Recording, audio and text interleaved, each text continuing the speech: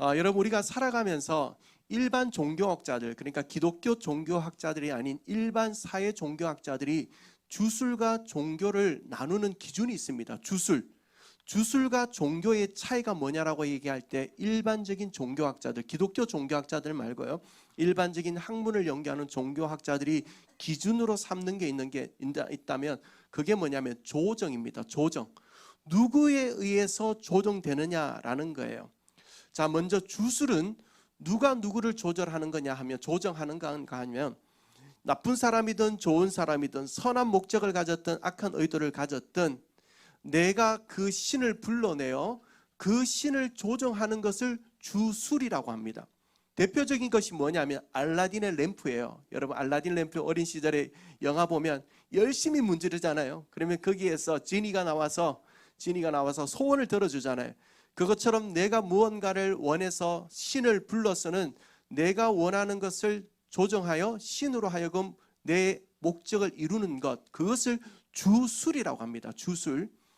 자, 그러면 종교라는 것을 사회학자들은 어떻게 일반적인 종교학자들은 정의하는가 하면, 종교라는 것은 절대자의 존재를 인정하는 거예요. 절대자의 존재. 그리고 나보다 더 크신 그분 앞에 나아가서 나의 뜻을 그분 앞에 복종시킴으로 말미암아 내가 나보다 더 크신 그분 앞에, 그 절대자 앞에 조정당하는 것을 종교라고 합니다. 여러분, 자, 그러면 일반 사회학자들도 이렇게 주술은 내가 원하는 것을 가지고 신을 조정하는 것이라면, 종교라는 것은 신으로 인하여 내가 조정당하는 것이라는 것을 정의한다면, 자, 오늘 이 아침 저와 여러분은 주술자입니까? 아니면 종교자입니까? 자, 우리 잘 생각해 봐야 돼요. 하나님을 믿음에도 불구하고 하나님을 내가 조정하려고 하면 그것은 종교가 아니고 믿음이 아니라 주술이에요.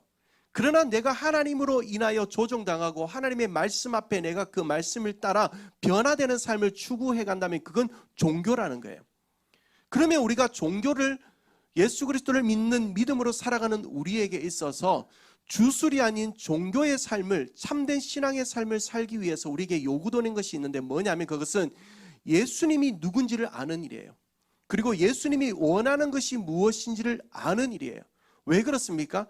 예수님에 의하여 내가 조정되어지고 내가 그분에 의하여 움직여가기를 원하는데 그분이 누구인지, 그분이 원하시는 것이 무엇인지를 모르고는 그렇게 살아갈 수 없다는 겁니다.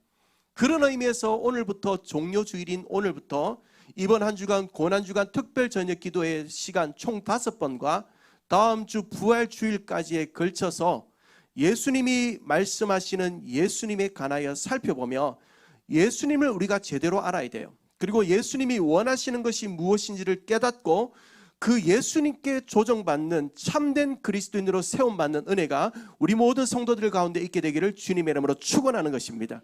자, 오늘부터 우리는 내가 원하는 예수님, 내가 만든 예수가 아니라 여러분이 원하는 예수님 말고요, 여러분이 만든 예수님 말고요, 정말 예수님이 말씀하시는 예수님이 누군지 알기 위하여 요한복음에 나타나는 7가지의 예수님에 관하여 말씀을 나눌 겁니다. 그 첫 번째는 우리가 나는 생명의 떡이다. 여러분, 두 번째는 뭐예요? 나는 뭐다? 세상의 빛이다. 세 번째는요, 나는 양의 문이다. 나는 선한 목자다. 다섯 번째는 나는 부활이요 생명이다. 여섯 번째는 나는 길이요 진리요 생명이다. 마지막 7번째 나는 참 포도나무다. 라는 이 7가지를 살펴보게 될 겁니다.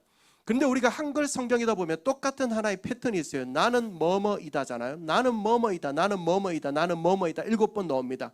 이걸 뭐 영어로 I am이라고 할 수 있겠죠. I am. 나는 뭐뭐이다. 그런데 헬라어에서는 에고 에임이라고 저렇게 읽어요. 에고 에임이 글자입니다. 그림이 아니라 에고 에임이에요. 그 밑에 보면 I am이라고 되어 있잖아요. 에고 에임이. 자, 여러분, 우리가 시대 속에서 살아가면서 어떤 표현이나 단어를 들었을 때 그 표현과 단어를 듣는 순간에 생각나는 사건이나 사람이 있기 마련입니다. 예를 들어 여러분, 아리랑 하면 누가 제일 먼저 생각나세요? 아리랑. 뭐가 생각나세요? 아리랑. 우리 앞에 있는 박근규 장로님, 아리랑 하면 뭐가 생각납니까? 예. 아리랑 고개가 생각납니까? 민요가 이렇게 생각나요. 그러면 이분은 할아버지다라는 거예요. 아리랑 하면 요즘은 뭐가 생각날까요? BTS가 생각납니다. 그러면 좀 젊은 거예요. 예를 들어 아파트 하면 뭐가 생각나요? 윤수일 생각나면 안 되는 거예요. 아파트 하면 로제가 생각나요. 저도 찾아봤습니다. 로제더라고요. 로제라는 가수가 생각나면 좀 젊은 세대다 이런 거예요. 예를 들어 요즘 누구나 지구촌 어디 가서나 호르무즈 해협 하면 뭐가 생각날까요? 지금 미국과 이란의 전쟁이 생각나는 거잖아요. 그것처럼 예수님 당시에 예수님께서 나는 뭐뭐이다라고 에고 에임이라고 선언하는 순간 당시 사람들의 머릿속에는 무언가가 딱 떠오르게 됩니다. 그게 누구냐면 바로 하나님이에요. 왜냐하면 하나님께서 자기 자신을 나타내실 때 이 표현을 구약에서 사용하시는데 출애굽기 3장 14절을 보면 하나님이 모세에게 이르실 때 나는 어떤 자다? 스스로 있는 자이다 라고 얘기합니다. 이때 사용되는 히브리어, 구약은 히브리어, 신약은 헬라어잖아요. 히브리어로 에헤웨, 아세르, 에흐웨라는 이 표현을 쓰시는데 나는 뭐뭐이다예요. 그러니까 여러분 보십시오. 예수님 당시에 예수님께서 자기 자신을 나는 뭐뭐이다 에고 에임이라고 표현하는 순간 당시 예수님의 시대에 살던 사람은 저 예수가 사용하는 표현은 바로 하나님이 사용하신 표현이다 라고 생각했어요. 그러니까 당시 사람들은 예수님을 잡아 죽이려고 합니다. 신성모독이에요. 감히 어떻게 자기 자신을 하나님이라고 하는 거냐라고 해서 신성모독으로 여기고 예수님을 잡아 죽이려고 합니다. 그러나 여러분 우리가 영적인 눈을 들어 볼 때 이 위대한 선언은 결국 예수님이 누구라는 것을 밝혀주시는 거예요. 하나님이라는 사실을 보여주시는 하나님의 그 계시인 줄로 믿습니다. 바로 그 예수님이 하나님이시오 창조주시오 우리의 구원자가 되심을 보여주는 거예요. 그러니까 우리가 7번의 에고 에이미 이 시리즈를 통해서 예수님은 하나님이시다. 그 하나님이 누구신지를 깨닫고 예수님이 누구인지를 깨닫고 그리고 그 하나님에 의하여 조종당하는 귀한 하나님의 사람으로 세워지는 은혜가 있게 되기를 주님의 이름으로 축복합니다. 자, 오늘은 그 첫 번째 시간입니다. 예수님이 말씀하시는 예수님에 관해 오늘 우리가 살펴볼 예수님이 말씀하시는 첫 번째 예수님은 생명의 떡이신 예수님, 곧 예수님은 생명의 떡이다라고 말씀하고 계십니다. 자, 오늘 이 사건이 이 말씀이 있기 전에 우리가 잘 아는 한 사건이 있었습니다. 그것은 오병이어 기적의 사건입니다. 한 도시락, 아주 볼품없는 도시락 하나를 가지고 5,000명, 남자만 5,000명이니까 그 자리에 약 2만 명에 가까운 사람들이 모여 그 도시락 하나로 다 나눠 먹고는 12바구니가 남는 기적을 이루었던 사건, 우리는 오병이어라고 부릅니다. 이 사건으로 인해서 사람들이 저마다 배가 불렀습니다. 저마다 허기가 채워졌습니다. 그런데 그러면 만족해야 될 건데 조금 지나지 않아 사람들은 당신은 모세보다 못해요. 모세는 우리 조상들을 40년간이나 먹였는데 당신은 고작 한 끼를 먹입니까? 우리에게 더 많은 것을 요구하는 불평의 모습을 보게 됩니다. 그러자 예수님께서 이 말씀을 하는 겁니다. 나는 생명의 떡이다. 나는 생명의 떡이다. 과연 이 예수님이 말씀하시는 생명의 떡이라는 의미는 무엇일까요? 자, 우리가 이 의미를 알기 위해서는 예수님이 태어나신 장소에 관하여 알 필요가 있습니다. 예수님은 베들레헴에서 태어났습니다. 같이 한번 해볼까요? 시작. 베들레헴. 자, 베들레헴이라는 곳에서 태어나셨습니다. 그런데 성경에서는 이 베들레헴을 그냥 베들레헴이라 하지 않고 미가서 5장 2절을 보면 베들레헴 에브라다야라고 부릅니다. 이 베들레헴 에브라다야 너는 유다 족속 중에 작을지라도 이스라엘을 다스릴 자가 내게서 내게로 나올 것이라 라고 말씀하며 예수님의 탄생에 대해서 예언하는데 여기에서 베들레헴 에브라다라는 이 의미가 어떤 의미인지를 알아야 돼요. 자, 여러분 먼저 베들레헴이라는 이 단어는 두 가지의 단어로 합성된 단어입니다. 첫 번째는 베이트라는 집, 그리고 레헴이라는 빵. 베이트라는 집, 레헴이라는 빵. 그러니까 이 두 가지 합치면 뭐가 돼요? 빵집. 베들레헴은 뭐예요? 빵집이라는 거예요. 그러면 에브라다는 어떤 뜻인가 하는 거예요. 우리 지금은 서울을 서울이라고 부르지만 예전에는 한양이라고 불렀잖아요. 그것처럼 에브라다는 예전 베들레헴의 호칭입니다. 베들레헴을 옛날 사람들은 에브라다라고 불렀습니다. 그러면 에브라다라는 이 뜻은 뭐냐면 풍성한 열매라는 뜻입니다. 풍성한 열매. 그러니까 베들레헴 에브라다에서 태어나신 예수님은 곧 우리가 그 뜻을 풀이하면 어디에서 태어나신 분이라는 거예요? 풍성한 열매가 있는 빵집에서 태어나셨다라는 거예요. 풍성한 열매가 있는 빵집에서 예수님이 태어나신 거예요. 여러분 이름 좋지 않아요? 베들레헴 에브라다. 이거 어디 사용하면 좋을까요? 앞으로 여러분이 빵집 오픈하면 이름 한번 써보시라고요. 베들레헴 에브라다. 풍성한 열매가 있는 빵집. 그러면 그 예수님께서는 빵집에서 태어나셨는가 하는 거예요. 왜 예수님께서는 수많은 지역들이 있을 건데 빵집, 풍성한 열매가 있는 빵집이라는 그 이름의 뜻을 가진 베들레헴 에브라다에서 태어나셨는가 하는 거예요. 왜 그럴까요? 예수님은 이 땅에 허기진 인생들, 공허한 인생들을 먹이시기 위하여, 빵으로 먹이시기 위하여 빵집에서 태어나신 거예요. 그런데 여기에서 중요한 사실이 하나 있습니다. 뭐냐면 예수님이 주기 위하여, 이 시대의 사람들에게 주기 위하여 빵집에서 태어나신 그분이 주기 원하는 빵은 단순히 육신의 허기를 채우는 빵이 아니라 생명의 빵이요, 사람을 살리는 빵이요, 사람을 구원에 이르게 하는 빵이라는 사실인 줄로 믿습니다. 자, 사랑하는 성도 여러분, 우리가 생명이 있다 할 때 우리 한국어는 생명이라는 단어가 하나밖에 없죠. 생명. 그런데 헬라어에는 두 가지의 생명이라는 뜻을 가진 단어가 있습니다. 첫 번째는 비오스가 있고 두 번째는 뭐가 있어요? 조에. 같이 한번 해봐요. 시작. 비오스, 조에. 이 두 가지가 생명이라는 뜻을 가진 단어입니다. 자, 그러면 비오스라는 생명은 뭐고 조에라는 생명은 뭐냐는 겁니다. 비오스라는 생명은 육신을 가진 모든 사람이 가지고 있는 생명을 얘기합니다. 비오스예요. 그런데 이 육신을 가진 사람이 예수님을 만남으로 말미암아 얻어지는 생명이 있어요. 그 생명을 우리는 조에라고 부릅니다. 조에라고 불러요. 자, 여기에서 문제가 발생하는 거예요. 왜 예수님께서 생명의 떡으로 오셔야 되는지 여기에서 문제가 발생하는 겁니다. 사랑하는 성도 여러분, 그렇습니다. 육신의 생명, 비오스의 생명은 뭐 먹으면 살 수 있어요?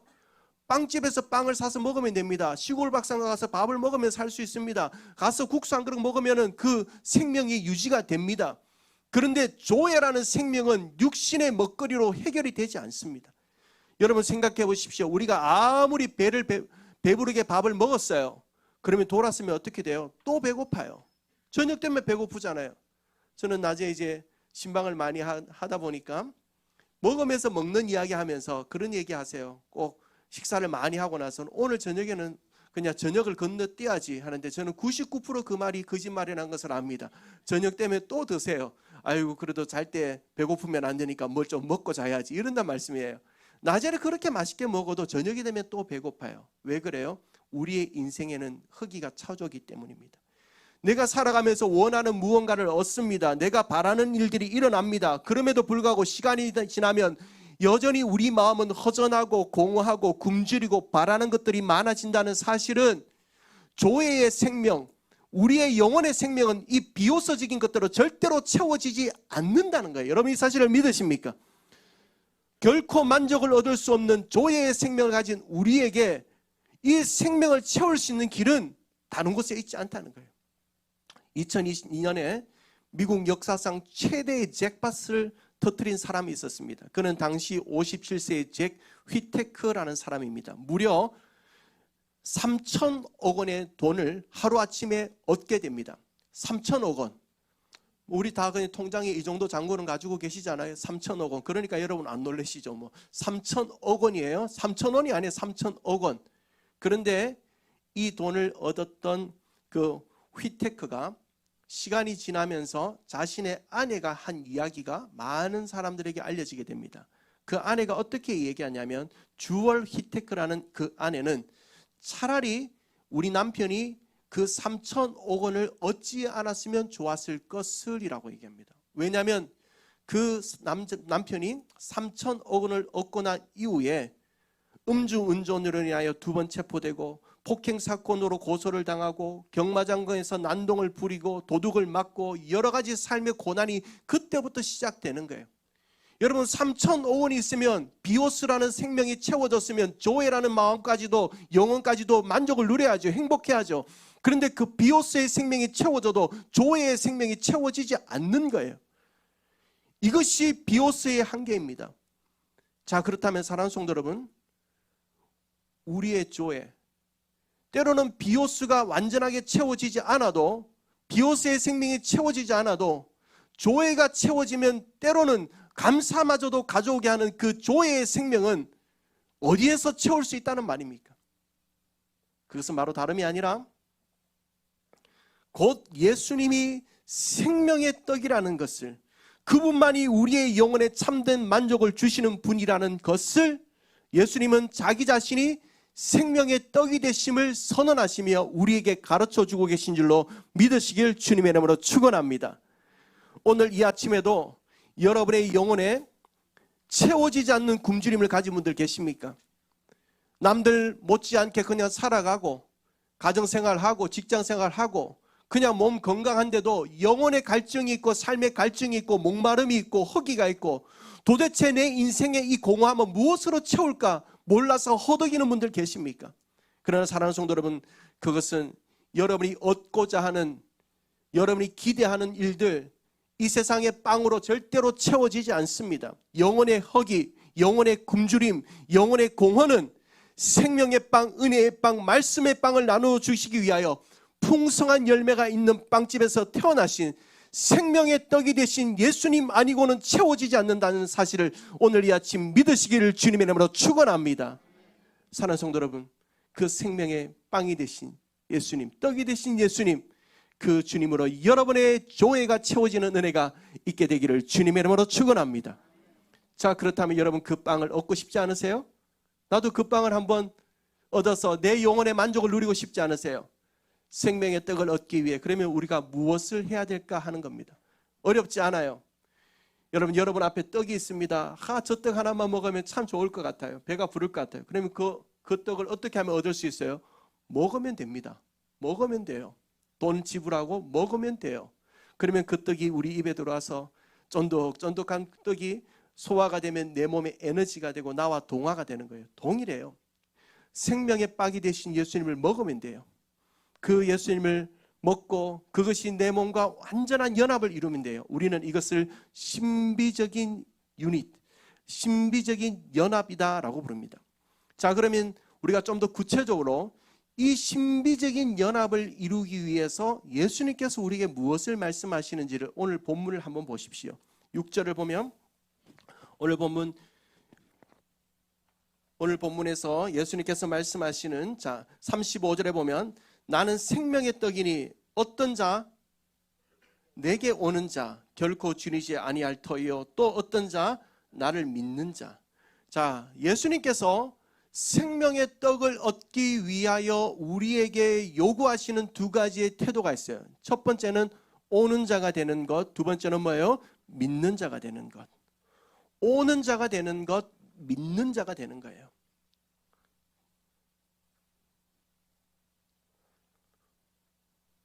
자, 그러면 이렇게 생각할 수 있습니다. 나 오늘 주일 아침에 교회 왔으니까 오는 자가 됐고, 교회 안에 있는 동안 예수님 믿으니까 믿는 자가 되었으니 나도 생명의 떡을 얻겠다. 그렇습니다. 얻을 수 있습니다. 그러나 여러분, 여기에서만 한정되는 오는 것, 믿는 것을 얘기하지 않습니다. 여기에서 온다, 믿는다라는 것은 우리가 현재 분사형이라는 시제를 사용, 이런 건 몰라도 돼요. 그러나 이것이 어떤 의미인가 하면 지속적으로 삶에서 이루어지는 행동을 얘기하는 거예요. 그러니까 오는 자가 된다라는 것은 매일의 삶 속에서 내 영혼의 만족을 얻기 위하여 주님 앞에 나아가는 자가 되는 거예요. 주님 앞에 엎드리는 자가 되는 거예요. 내 삶의 공허함이 찾아올 때, 문제가 찾아올 때 비오스적인 것으로 내 영혼을 채우려고 하지 않고 내게 조예의 생명을 주시는 생명의 떡이 되신 예수님 앞에 나아가는 자를 얘기하는 거예요. 그리고 믿는 자가 된다는 것은 그분의 사랑을 믿고 그분의 능력을 믿고 그분의 은혜를 믿고 그분의 신실하심을 믿고 그분 앞에 엎드리는 반복적인 삶을 얘기하는 거예요.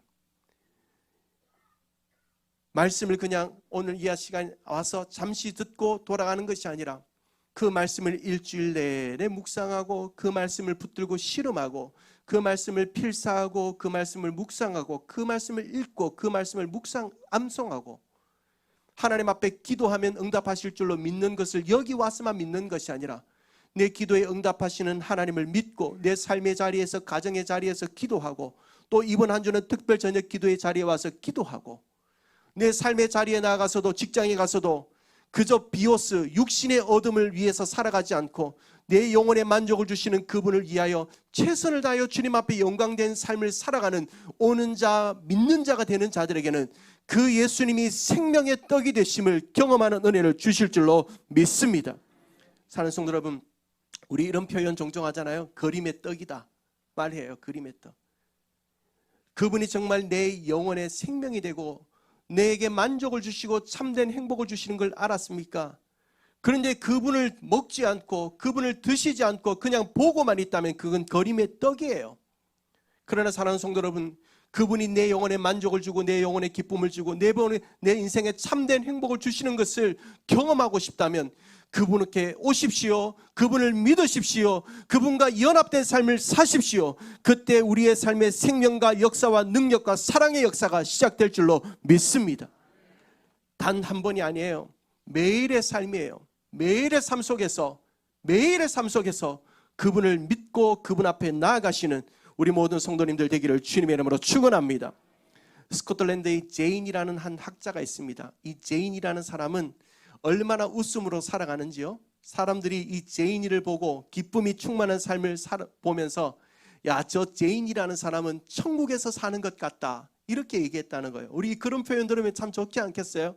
누가 보면서 당신의 얼굴을 보니 지옥이 보여요 이러면 얼마나 끔찍하겠어요. 그런데 당신의 얼굴을 보니 천국이 보여요. 옆에 분 한번 보세요. 지옥이 보이나 천국이 보이나. 예. 잠밖에 안 보여요.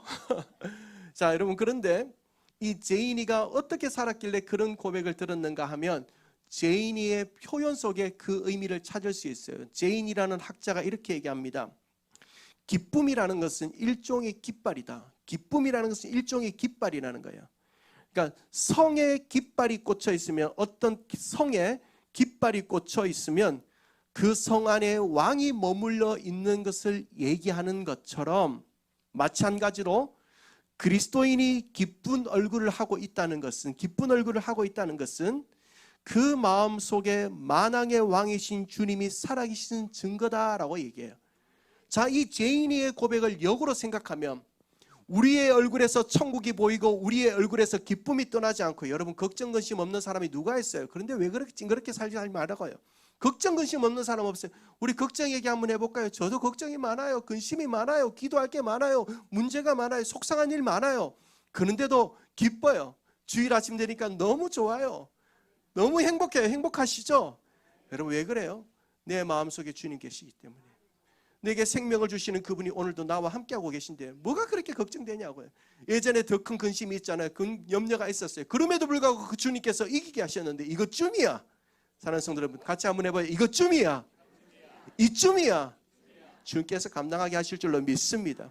그래서 우리는 기뻐하는 거예요. 그분과 연합된 삶, 그분 앞에 오고 그분을 믿는 삶을 통하여 참된 기쁨을 누리시는, 생명의 떡이 되신 그 주님으로 말미암아 참된 기쁨을 누리며 사시는 저와 우리 모든 성도님들 되기를 주님의 이름으로 축원합니다. 자, 마지막으로 우리가 그렇다면 생명의 떡이 되신 예수님을 충만하게 경험한 자들, 저와 여러분이 그런 자가 되었다면 우리는 앞으로 어떻게 살아가야 할까 하는 거예요. 어떻게 살아가야 될까?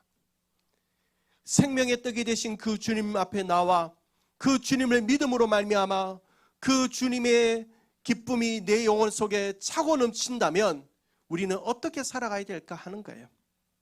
여러분, 지금도 아침에 눈만 뜨면 오늘은 뭐 먹고 살까? 오늘은 뭐 먹고 살아야 되지라고 생각하는 7억 명의 절대 빈곤층이 있다는 걸 아십니까? 눈만 뜨면 7억 명. 우리 아침에 일어나서 우리는 뭐 먹을까가 아니라 오늘은 어떤 걸 먹어야 될까 고민하잖아요. 먹을 게 너무 많단 말이에요.